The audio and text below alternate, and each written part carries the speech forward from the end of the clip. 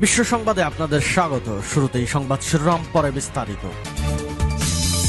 দখলদার ইসরায়েলি বাহিনী এবং ফিলিস্তিন পুরোদমে যুদ্ধ চলছে, জানিয়ে দেব হাতে থাকা সর্বশেষ আপডেট আন্তর্জাতিক সংবাদ। প্রথমেই সংবাদ শিরোনাম, প্রথমেই জানিয়ে দেব ইসরায়েলের সঙ্গে সব ধরনের বাণিজ্য বন্ধ করল তুরস্ক। এরপর জানিয়ে দেব রাফাতে হামলা চালানোর হুমকি নেতানিয়াহুর। এদিকে আজ চাঁদে পাড়ি দিচ্ছে পাকিস্তানের মহাকাশযান। আরও জানিয়ে দেব পাকিস্তান কাঁদছে কারণ কংগ্রেস মারা যাচ্ছে, বলেছেন মোদি।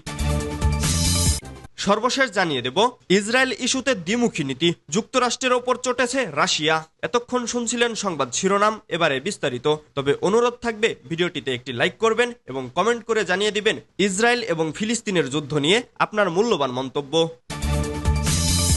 ইসরায়েলের সঙ্গে সব ধরনের বাণিজ্য বন্ধ করল তুরস্ক। ফিলিস্তিন ইস্যুতে দখলদার ইসরায়েলের সঙ্গে সব ধরনের বাণিজ্য বন্ধ করে দিয়েছে তুরস্ক। তারা বলেছে ইসরায়েল থেকে তুরস্কে আর কোনো পণ্য আসছে না এবং যাচ্ছেও না। বৃহস্পতিবার মার্কিন প্রভাবশালী সংবাদ মাধ্যম ব্লুমবার্গকে এ তথ্য জানিয়েছে তুরস্কের দুই কর্মকর্তা। বৃহস্পতিবার ইসরায়েলি পররাষ্ট্রমন্ত্রী ইসরায়েল কাজ তুরস্কের প্রেসিডেন্ট রিসেপ তাইপ এরদোগানের বিরুদ্ধে এক্সে একটি পোস্ট করেছেন। এতে তিনি অভিযোগ করেছেন বন্দর দিয়ে ইসরায়েলি পণ্য আমদানি ও রপ্তানি বন্ধ করে দিয়ে তুরস্কের প্রেসিডেন্ট এরদোগান বাণিজ্যিক চুক্তি ভঙ্গ করেছেন। তিনি এক্সে লিখেছেন, স্বৈরাশাসক এমন ব্যবহার করে থাকে। তুরস্কের মানুষ ও বাণিজ্য এবং আন্তর্জাতিক বাণিজ্য চুক্তিকে উপেক্ষা করেছেন তিনি। তুরস্ক বাণিজ্য বন্ধ করে দেওয়ায় বিকল্প হিসেবে অন্য দেশ থেকে পণ্য আমদানি এবং স্থানীয় পণ্য উৎপাদনের জন্য সরকারি প্রতিষ্ঠানকে নির্দেশনা দিয়েছে বলে জানিয়েছে দখলদার ইসরায়েলি পররাষ্ট্রমন্ত্রী। তিনি এক্সে এ ব্যাপারে লিখেছেন, তুরস্কের সঙ্গে বাণিজ্যের বিকল্প খুঁজে বের করতে আমি ইসরায়েল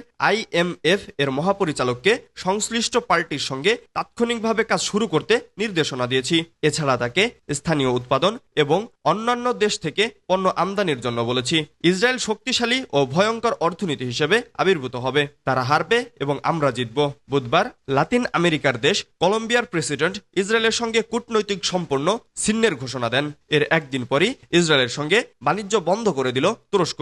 খবর আল আরাবিয়ার। রাফাতে হামলা চালানোর হুমকি দিলেন নেতানিয়াহু। আবারও গাজার রাফাতে হামলা চালানোর হুমকি দিয়েছেন ইসরায়েলের প্রধানমন্ত্রী বেঞ্জামিন নেতানিয়াহু। বৃহস্পতিবার সেনাদের স্মরণে আয়োজিত এক অনুষ্ঠানে এমন হুমকি দেন তিনি। নেতানিয়াহু বলেন, জয়ের জন্য, আমাদের শত্রুদের হারানোর জন্য যা প্রয়োজন তার সব করব, যার মধ্যে রাফাও রয়েছে। কাছের এবং দূরের অভিযান চালানো নিয়ে আমাদের মধ্যে মত পার্থক্য ছিল, কিন্তু আলোচনা শেষে আমি একটি সিদ্ধান্ত নিয়েছি এবং এই সিদ্ধান্তটি গৃহীত হয়েছে। দখলদার ইসরায়েলের সঙ্গে হামাসের যুদ্ধবিরতি ও জিম্মি চুক্তির আলোচনা চলছে। হামাস জানিয়েছে তারা ইতিবাচক মনোভাব নিয়ে ইসরায়েলের নতুন প্রস্তাবটি বিবেচনা করছে। এর মধ্যেই রাফাতে নতুন করে হামলার হুমকি দিয়েছেন নেতানিয়াহু। হামাস জানিয়েছে ইসরায়েল যদি জিম্মি চুক্তি করতে চায় তাহলে গাজায় যুদ্ধ পুরোপুরি বন্ধ করতে হবে। যুদ্ধ বন্ধ না করলে তারা কোনো ধরনের চুক্তিতে রাজি হবে না। গত সপ্তাহে দুই ইসরায়েলি কর্মকর্তা মার্কিন সংবাদ মাধ্যম বিষয়ক ওয়েবসাইট এক্সিকিউজকে জানান তারা ধীরে ধীরে গাজায় যুদ্ধ বন্ধ করে দিতে চান। এরপর ইসরায়েলি পররাষ্ট্রমন্ত্রী ইয়োহাব গ্যালান্ট জানান, যদি হামাস জিম্মি মুক্তি করে তাহলে রাফাতে আর কোনো ধরনের হামলা চালাবেন না তারা। তবে ইসরায়েলি উগ্রপন্থী অর্থমন্ত্রী বাজালেল স্মোরিচ এবং জাতীয় নিরাপত্তা মন্ত্রী বেন গভির হুমকি দেন, যদি রাফাতে হামলা না চালানো হয় তাহলে তারা নেতানিয়াহুর জোট থেকে সরে আসবেন এবং সরকার ভেঙে দেবেন। আজ চাঁদে পাড়ি দিচ্ছে পাকিস্তানের মহাকাশযান। প্রথমবার চন্দ্রাভিযানে যাচ্ছে পাকিস্তানের মহাকাশযান। সবকিছু ঠিক থাকলে আজ শুক্রবার চন্দ্রাভিমুখে যাত্রা শুরু হবে তাদের। পাকিস্তানের মহাকাশ গবেষণা প্রতিষ্ঠান ইনস্টিটিউট অব স্পেস টেকনোলজি জানিয়েছে পাকিস্তানের ঐতিহাসিক চন্দ্র মিশন শুরু হবে শুক্রবার স্থানীয় সময় দুপুর 12:50 চীনের তৈরি চ্যাংএ-6 চন্দ্রযান হাইয়ান প্রদেশের উৎক্ষেপণ কেন্দ্র থেকে রওনা হবে। পাকিস্তানের এই চন্দ্র মিশনের নাম দেওয়া হয়েছে আইকিব-কিউ। চ্যাংএ-6 মিশনের মাধ্যমে চাঁদের অন্ধকার দিক থেকে ধুলা ও পাথরের নমুনা পৃথিবীতে ফেরত আনতে চায় চীন। চীনের সাংহাই ইউনিভার্সিটি ও পাকিস্তানের জাতীয় মহাকাশ গবেষণা প্রতিষ্ঠান সুপারকোর সঙ্গে কাজ করে এই মহাকাশ স্যাটেলাইটটি তৈরি করেছে institute of space technology. IST জানিয়েছে আইকিব-কিউ স্পেসশিপে দুটি অপটিক্যাল ক্যামেরা সংযুক্ত করা হয়েছে, যা দিয়ে চন্দ্রপৃষ্ঠের ছবি তোলা যাবে। খবর আজকালের।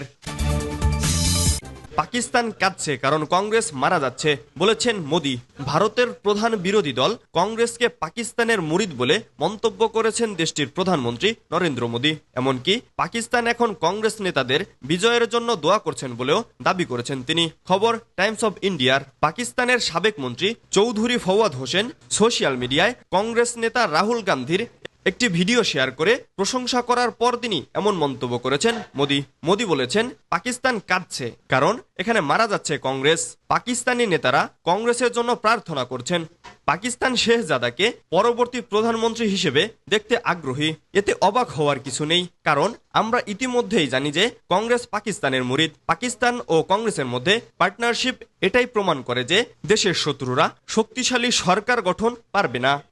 গুজরাটের আনন্দে একটি নির্বাচনী সমাবেশের সময় নরেন্দ্র মোদী বিরোধী নেতা সালমান খুরশিদের ভাগ্নি মারিয়া আলমের ভোট জিহাদের আহ্বানের জন্য কংগ্রেস দলের সমালোচনা করেছিলেন। তিনি জোর দিয়ে বলেছেন, এই বিবৃতি একজন শিক্ষিত মুসলিম পরিবারের সদস্যের কাছ থেকে এসেছে, কিন্তু কোনো কংগ্রেস নেতাই এর নিন্দা জানায়নি। মোদী আরও অভিযোগ করেছেন যে কংগ্রেস মুসলিমদের রিজার্ভেশন প্রদানের জন্য দেশের সংবিধান সংশোধন করতে চায়। তারা তফসিলি জাতি, তফসিলি উপজাতি এবং অন্যান্য অনগ্রসর শ্রেণী থেকে সুবিধা সরাতে চায়। ধর্মভিত্তিক সুবিধা প্রদানের জন্য সংবিধান পরিবর্তন করবে না, এমন বিবৃতি লিখিতভাবে কংগ্রেসকে দেওয়ার চ্যালেঞ্জ করেছিলেন মোদী। ইসরায়েল ইস্যুতে দ্বিমুখী নীতি, যুক্তরাষ্ট্রের ওপর চটেছে রাশিয়া। ইসরায়েলের বিরুদ্ধে আন্তর্জাতিক অপরাধ আদালত বা আইসিসির তদন্তের বিরোধিতা করায় যুক্তরাষ্ট্রের ওপর চটেছে রাশিয়া। সম্প্রতি হোয়াইট হাউসের মুখপাত্র ক্যারিন জে পিয়ারের বলেছেন, যুক্তরাষ্ট্র ইসরায়েলের বিরুদ্ধে আইসিসির তদন্ত সমর্থন করে না। এই বিষয়ে আদালতের এখতিয়ারের বিষয়টিও বিশ্বাস করে না ওয়াশিংটন। তবে এর আগে গত বছর মার্কিন প্রেসিডেন্ট জো বাইডেন বলেছিলেন, পুতিনের বিরুদ্ধে আইসিসির গ্রেপ্তারি পরোয়ানা জারির বিষয়টি ছিল ন্যায়সঙ্গত। ওই সময় ইউক্রেনে কথিত রুশ যুদ্ধাপরাধের বিবরণও আইসিসির কাছে তুলে ধরেছিল যুক্তরাষ্ট্র। ইসরায়েল ইস্যুতে এক নীতি এবং ইউক্রেন ইস্যুতে এর বিপরীত নীতি অবলম্বন করায় ওয়াশিংটনের এই আচরণকে কপট এবং ভণ্ডামি বলে উল্লেখ করেছে রাশিয়া। বার্তা সংস্থা রয়টার্সের এক প্রতিবেদনে এমন তথ্য জানানো হয়েছে। গত বছরের ৭ অক্টোবর ইসরায়েলে হামাসের হামলা ও ৭ মাস ধরে গাজায় ইসরায়েলি বাহিনীর পাল্টা হামলার বিষয়টি তদন্ত করছে আইসিসি। সংস্থাটি যুদ্ধাপরাধের দায়ে ব্যক্তিদের অভিযুক্ত করার পাশাপাশি মানবতার বিরুদ্ধে অপরাধ ও গণহত্যার তদন্ত করে। যুক্তরাষ্ট্র ইসরায়েলের বিরুদ্ধে আইসিসির তদন্ত সমর্থন করে না বলে বিবৃতি দেওয়ার পরই পাল্টা বিবৃতি দিয়েছে রাশিয়া। রুশ পররাষ্ট্র মন্ত্রণালয়ের মুখপাত্র মারিয়া জাখারোভা বলেন, রাশিয়ার প্রেসিডেন্টের বিরুদ্ধে আইসিসির দেওয়া গ্রেপ্তারি পরোয়ানা পুরোপুরি সমর্থন করে যুক্তরাষ্ট্র, কিন্তু তারা এখন তাদের এবং তাদের সঙ্গে সংশ্লিষ্ট অর্থাৎ ইসরায়েলের বিরুদ্ধে আইসিসির তদন্তের বৈধতা স্বীকার করতে চায় না। যুক্তরাষ্ট্রের এমন অবস্থান কপটতা এবং ভণ্ডামি। রাশিয়া আইসিসির সদস্য দেশ নয়, ইসরায়েলও এর সদস্য নয়। তবে ২০১৫ সালে ফিলিস্তিন আইসিসির সদস্য হয়। গত শুক্রবার ইসরায়েলের প্রধানমন্ত্রী বেনিয়ামিন নেতানিয়াহু বলেন, আইসিসির কোনো সিদ্ধান্ত ইসরায়েলের কার্যক্রমের ওপর প্রভাব ফেলবে না, কিন্তু বিপজ্জনক একটি উদাহরণ তৈরি করবে। ইসরায়েলের কর্মকর্তারা অবশ্য আইসিসির আদেশ নিয়ে উদ্বেগে রয়েছেন, কারণ তাদের ধারণা আইসিসির পক্ষ থেকে গাজায় আন্তর্জাতিক মানবাধিকার আইন লঙ্ঘন করার অভিযোগে নেতানিয়াহু এবং ইসরায়েলের অন্য শীর্ষ কর্মকর্তাদের বিরুদ্ধে গ্রেপ্তারি পরোয়ানা জারি করা হতে পারে। একই সঙ্গে হামাস নেতাদের বিরুদ্ধেও এ পদক্ষেপ নেওয়ার হতে পারে। এমন পদক্ষেপ নেওয়া হলে আইসিসির সদস্যভুক্ত দেশে যাওয়া বিপজ্জনক হতে পারে।